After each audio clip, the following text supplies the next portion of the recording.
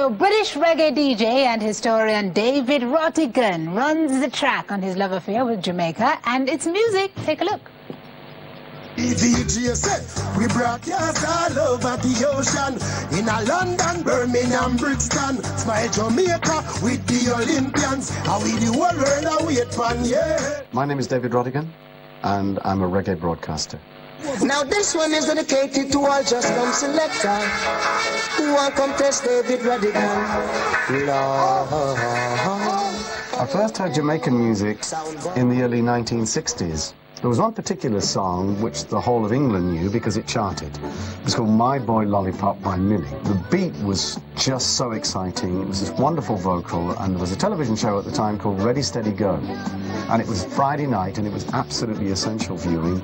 No one left the house. And one evening, ladies and gentlemen, a new singing sensation from Jamaica, West Indies. Here's Millie with My Boy Lollipop. And bap, bap, my boy. And there she was, handing out Lollipop to the crowd. I was spellbound. It was a wonderful record. That was my initial contact with the music. Of course, already Jamaicans have been living in England for many years. They brought their music with them. But it was on the pirate radio stations such as Radio Caroline and Radio London in the North Sea where I also heard this music being played.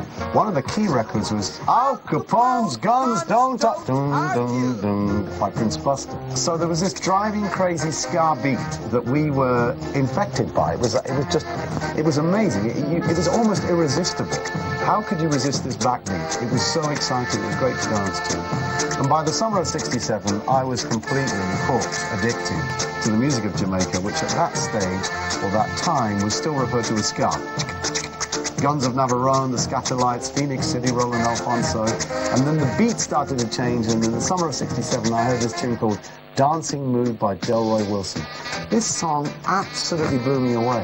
And it was the beginnings of the change in the music from the driving beat of ska to the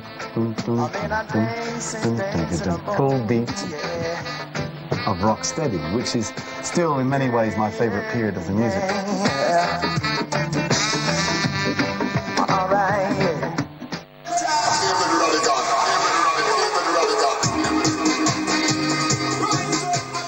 If you don't like reggae, you're in the wrong place. I began broadcasting in 1978 on BBC Radio London. They held open auditions because the presenter of Reggae Time was leaving the show and they wanted to audition new presenters, and I went to the audition.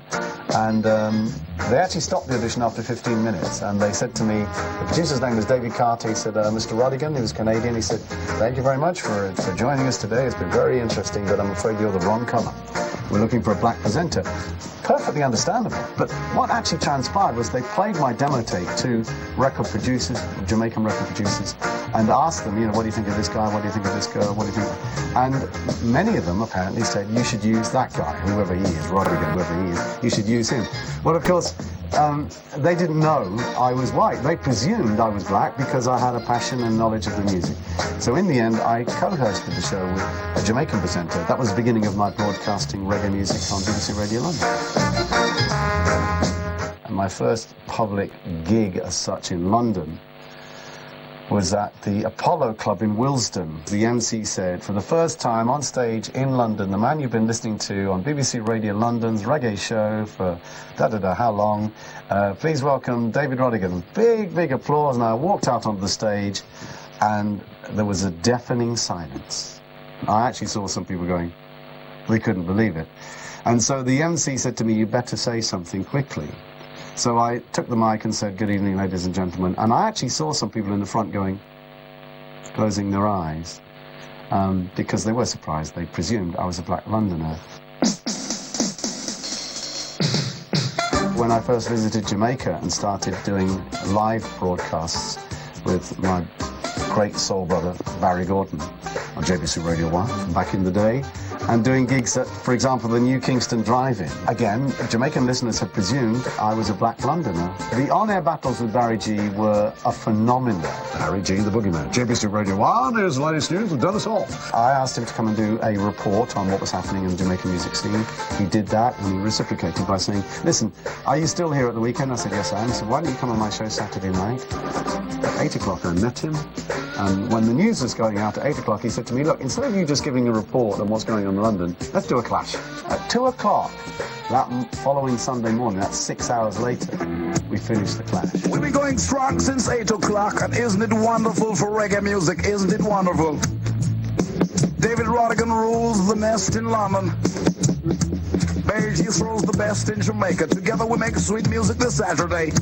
I've had some amazing experiences clashing with Jamaican sound systems, and when I started to do it, people in England said to me, you're nutsoid, you're crazy, you haven't got a hope. And I always remember arriving at Big J's skate band in Maypen, Clarendon, and we couldn't get near the venue. We had to walk because there were so many people. And I remember saying to the chap who was escorting, I said, what's all these people for? He said, oh, they come see you. And that night, on the roof at Big J's skate band, the sound system actually broke down at one point, and Courtney Singh said to me he's never seen Jamaicans sit down and wait for the sound to string up again. That was a night I'll never forget, and I didn't win the clash, but it didn't matter. I punched out some big tunes and got some good responses, and that led to me clashing with other sounds in America, and in the end I can say that I have in fact clashed with all the major Jamaican sound systems, from Bass Odyssey, the Stone Love, and Kilimanjaro. All I've ever had as a result of those clashes is love from the people, because they know that I love their music. It's that simple. Yeah, amigo soundboy, Roddigan has told me to tell you, he has left. You have to be a good collector to be a good selector. Don't patronize your audience.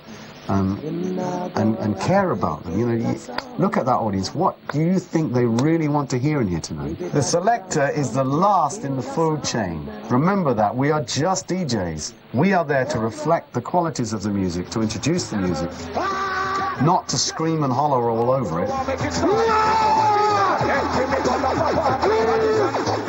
Jamaica 50 is incredibly significant because obviously it marks 50 years of Jamaica's independence from Great Britain, but it also marks 50 years of Jamaican music as we know it.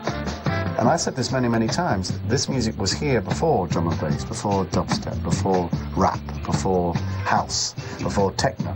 This music rolled in the late 50s, early 60s, when that backbeat changed from boogie-woogie to ska. And some wonderful recordings have been made. When you think of how many people live on the island of Jamaica, and how many live in the capital city of Kingston, and how many recording studios there were and still are, and how many songs are produced per capita head, it is a phenomenon. If I had to choose 3 songs from Jamaica that mean so much to me and are so significant in the history of the music, I'd have to choose Unchained by Bob Andy from the Songbook album.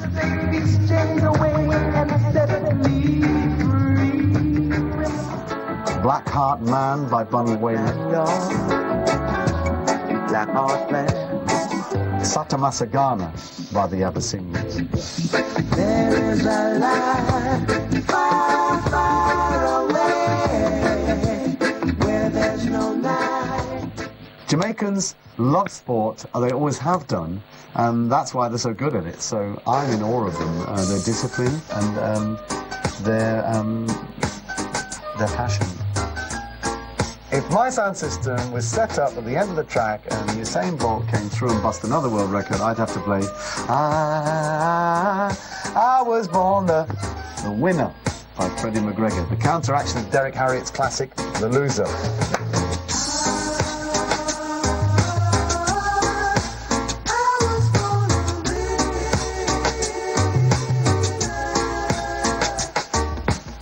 TVJ listeners, this is a moment in history. Keisha Ann is now going to become a DJ. All right. Are we ready, Jamaica? Here we go, selector.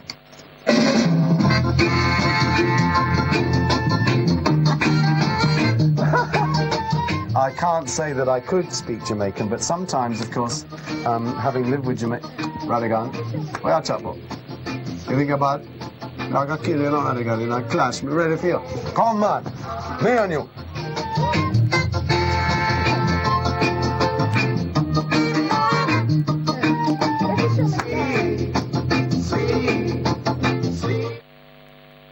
Very impressive. And I mean Roddigan, not Keisha. All right, coming up.